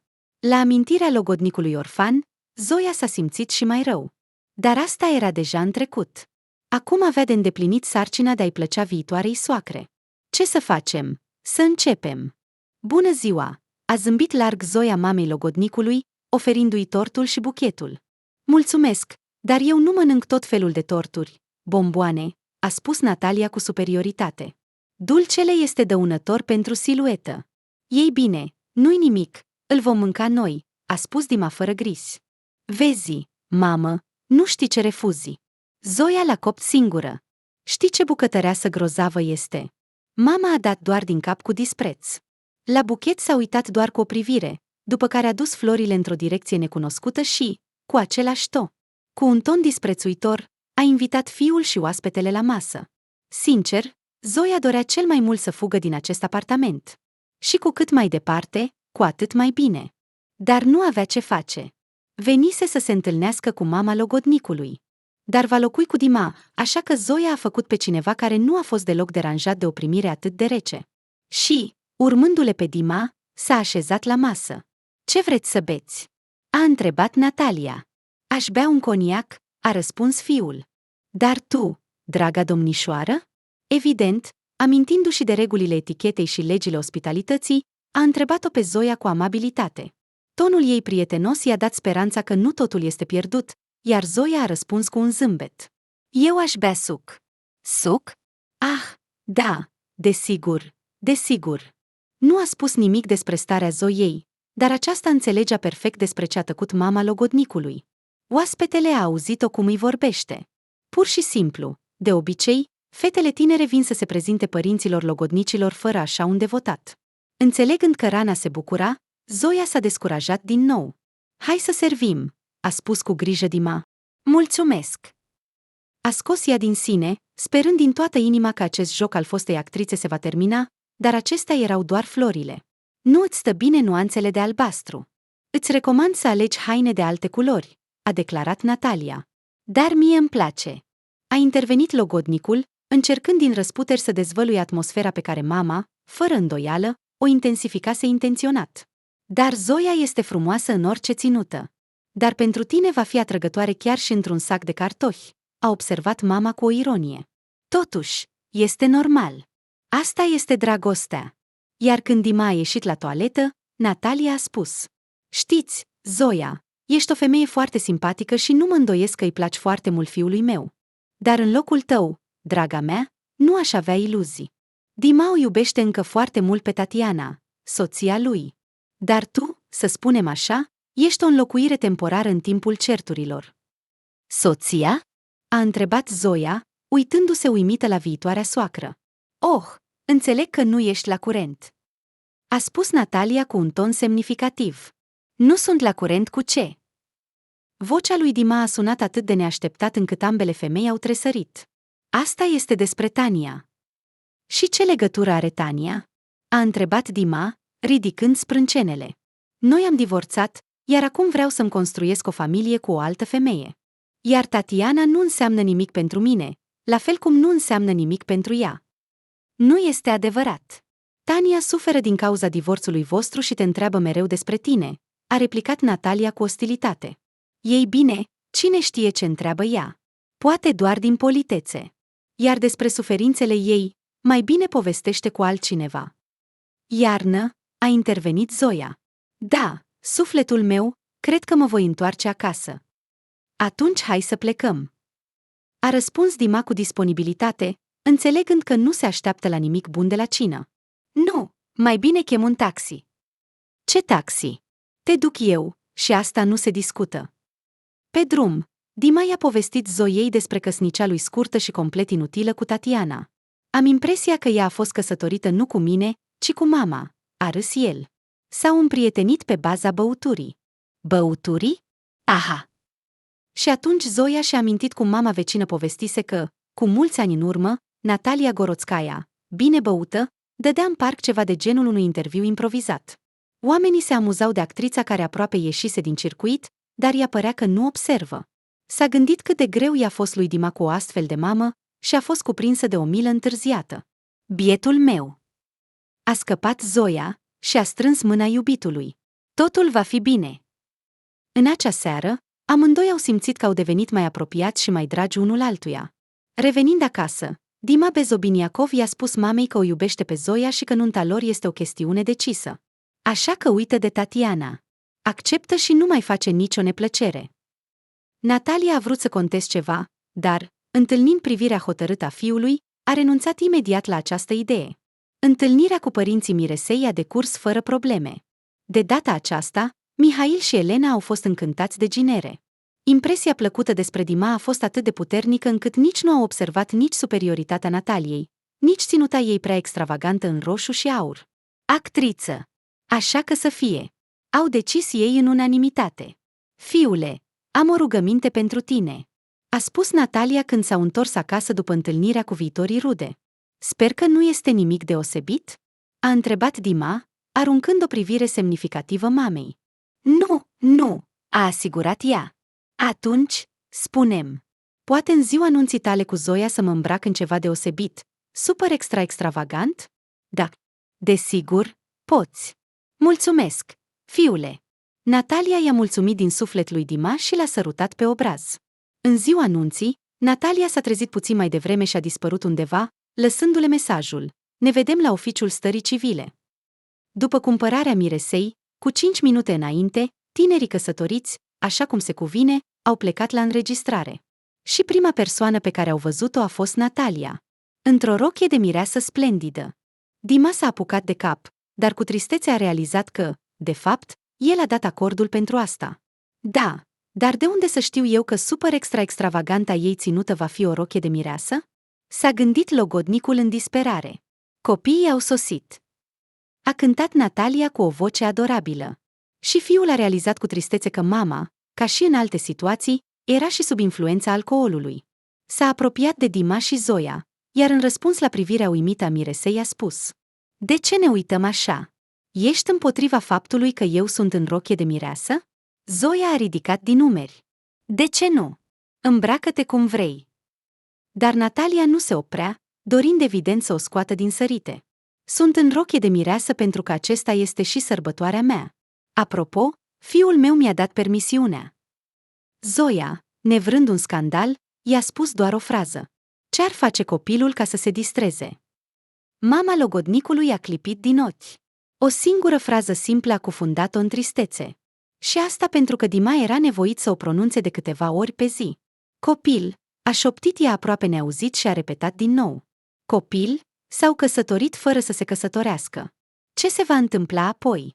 Natalia și-a tras fusta rochiei de mireasă, care, în ciuda prețului cosmic, acum îi se părea amuzantă și ridicolă. Dar ce să facă acum?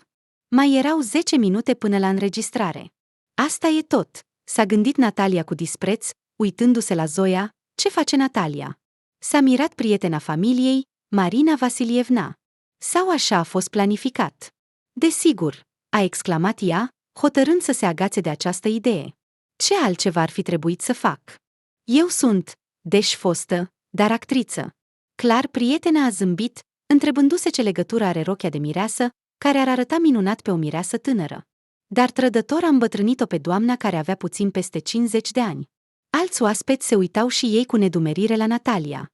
Și doar cei mai perspicaci își dădeau seama că acesta era un demers împotriva nou-venitei mirese. Psihologia ar spune că astfel ea concura subconștient cu Zoia. Dima înțelegea perfect sensul gestului mamei, dar a decis să nu cedeze provocării. Fericitul mire era sigur că, în timp, situația se va rezolva favorabil. Și se vor amuza împreună pe seama ei. Luna de miere în Maldive a fost pur și simplu de vis și a trecut ca o singură zi. Dima, înțelegând că mama va începe să o tortureze pe Zoia, a închiriat din timp un apartament. Iar după o săptămână de la întoarcere, s-a întors acasă de la muncă și, zâmbind, a spus: „Pregătește-te, am o surpriză pentru tine.” Soții Gorotski au ajuns la o frumoasă casă cu 2 etaje din cărămidă albă, înconjurată de un gard metalic frumos decorat. „Aici, desigur, ne lipsește vegetația, dar cred că vom remedia asta. Și în câțiva ani, casa va fi învăluită în verdeață”, a spus Dima, sărutându-și soția pe creștet. „Asta este casa noastră?” a exclamat Zoia uimită. „Desigur, te rog”, a confirmat el, deschizând poarta. Casa era spațioasă, luminoasă și se afla pe partea însorită. La renovare, evident, a lucrat un designer talentat. „Ce bine aici!” a exclamat Zoia, dar în următoarea secundă o umbră a trecut pe fața ei. „Ceva nu este în regulă?” a întrebat Dima. „Dima, ai construit această casă pentru Tatiana?” După ce a ezitat puțin, a decis să pună întrebarea care o frământa de ultimele 30 de minute. „Nu, am construit această casă pentru singura pe care o voi iubi din toată inima.” Zâmbind cu drag, a clătinat din cap soțul. „Iar această unică s-a dovedit a fi tu.” L-am cunoscut pe Tania când casa era deja în construcție. Zoia s-a uitat la Dima și a văzut în ochii lui atât de multă iubire, încât s-a rușinat de suspiciunea ei. „Ești cel mai bun”, a șoptit femeia. „Nu, tu ești.” „Nu, tu.” „Nu, tu.” Așa că, glumind, tinerele soții s-au îndreptat spre mașină. Când au plecat, se gândeau cât de bine că s-au găsit unul pe celălalt. Spre marea ușurare a Zoiei și a lui Dima, Natalia a rămas în apartament. Totuși, asta nu însemna că nu îi vizita pe tineri. Și fiecare vizită a ei devenea pentru Zoia o adevărată tortură. Natalia critica tot ce îi cădea în ochi. „Mâncați chiftele?” a strigat ea, văzând cum Dima și Zoia devorau piure de cartofi cu chiftele suculente de porc. „Ce grozăvie! Este plin de grăsimi și colesterol.” „Dacă așa este, atunci este o grăsime și colesterol foarte gustoase.” Râdea fiul. „Grozăvie, grozăvie!” Dar Vitania nu te hrănea cu asemenea mâncăruri. Clătina din cap Natalia. „Dacă Tania m-ar fi hrănit vreodată cu această mâncare, aș fi purtat-o pe brațe.” A râs el. Mama a dat din ochi, dar Dima, de parcă nu observa reacția, a spus este pur și simplu incredibil de gustos. Au fost multe momente de acest fel. Dacă o asculți pe Natalia, nora ei era nepricepută în tot ce făcea. Și Tania nu știa să gătească și se îmbrăca fără gust, iar noua casă, din cauza ei, se umplea de murdărie. Apoi, Natalia, ca și cum întâmplător, îi povestea fiului ce se întâmpla în viața incomparabilei Tania. A devenit atât de frumoasă, atât de slabă. A spus cu un ton semnificativ. Ai fi văzut-o. Are atât de mulți admiratori. Ei bine, asta e bine. Nu va rămâne singură, iar eu mă bucur pentru ea, sincer. Prostule, a spus mama supărată. Zoia dorea foarte mult să schimbe situația. Numai că nu avea idee cum să facă asta. Dima era la fel de supărat de situație ca și soția lui. A încercat să-i explice mamei că menționarea fostei soții este neplăcută atât pentru Zoia, cât și pentru el. Se părea că Natalia a înțeles cuvintele lui. Dar după un timp, totul s-a repetat din nou. Nu te îngrijora, o liniștea Elena pe fiica ei. Soacra este soacră și în Africa. Crezi că la început totul a fost lin cu bunica ta? Da, dar bunica nu s-a îmbrăcat în roche de mireasă la nunta ta cu tata. A râs Zoia, amintindu-și cât de amuzant arăta soacra pozând pentru cameră în rochea albă și voal. În plus, tatăl ei nu avea o fostă soție despre care să-i amintească fără motiv. Așa este, a fost de acord mama. Dar am avut alte situații dificile pe care a trebuit să le depășim. Fără ele, de obicei, nu se poate. Și le-am depășit. Vei vedea, totul va fi bine. Dar Zoia nu mai credea în asta. Totuși, totul s-a decis întâmplător. Natalia și fosta ei noră stăteau în bucătăria fostei actrițe și beau brandy. Nu, dar îți dai seama. A strigat Natalia cu indignare. Îi spun lui Dima asta, pe Tania asta, iar el parcă nu înțelege nimic. Nu altceva, dar această bucătăreasă și-a adus. Fața ei s-a strâmbat într-un mod ciudat. Natalia a început să emită sunete ciudate, înfricoșătoare și se uita implorător la Tatiana, ceea ce însemna o cerere de ajutor. Dar fosta noră s-a retras înspăimântată și a murmurat. Nu, eu nu am fost aici. Soții Goroțchi se pregăteau să se culce când a sunat mătușa Sveta, vecina mamei. Dima, ce nenorocire! A citit ea cu o lacrimă în voce. A căzut cu mâna. Se temea să întrebe ce s-a întâmplat. Dar dacă... Nu, doar nu asta. Mama este mama, așa cum este. Excentrică, impulsivă, iubitoare de băutură. Dar exact această femeie i-a dat viața lui Dima. Natalia a fost dusă la spital. Ce are mama? A întrebat el disperat vecina. Un accident vascular cerebral, a răspuns mătușa Sveta. Am ieșit să scot gunoiul. Mă uit. Ușa este deschisă. Am intrat, iar Natalia zăcea pe podea, iar pe masă era o sticlă și 2 pahare. 2 pahare. Ce să spun? Totul este clar. Tinerii stăteau pe bancă și au văzut cum a ieșit fosta ta soție, a confirmat mătușa Sveta și deja evidentul. Pleacă, a răspuns el scurt și a început să se pregătească. Ceva cu mama? A întrebat Zoia. Mama are un accident vascular cerebral. Oh, Doamne, sunt cu tine. Ești sigur? În starea ta, ești bine? Nataliei i-a fost afectată circulația cerebrală, ceea ce a dus la afectarea memoriei, vorbirii și coordonării mișcărilor. Recuperarea a durat o lună, iar în tot acest timp, nora însărcinată a avut grijă de ea. Nu a fost ușor, dar s-a descurcat. Când Zoia a auzit cuvântul scurt, dar atât de important îmi pare rău, lacrimile de fericire i-au curs pe obraz. Pentru asta merita să îndure. Dar cel mai important, acum știa că totul va fi bine. Ca și cum pentru a confirma acest gând, Natalia s-a uitat la nora ei cu o privire destul de conștientă și timid, a mângâiat-o pe mână. Iar în câteva secunde, Zoia a realizat că fetița a început să ceară să vină pe lume. Și, chemând ambulanța, l-a sunat pe soț. Dima, am 2 vești. Una bună, alta pur și simplu fantastic de bună. Nu, nu așa. Ambele sunt fantastice. Wow, chiar așa? Ei bine, spune-mi, nu mă mai ține în suspans, a exclamat Dima. Deci, vestea întâi. Mama cu siguranță a început să se facă bine. Este adevărat? A strigat el, necrezându-și urechilor. Da, Dima, desigur, nu sunt doctor, dar ea face progrese evidente. Iar a doua veste fantastică. A doua, nasc. Ce? Ce aștepți? Nu te îngrijora!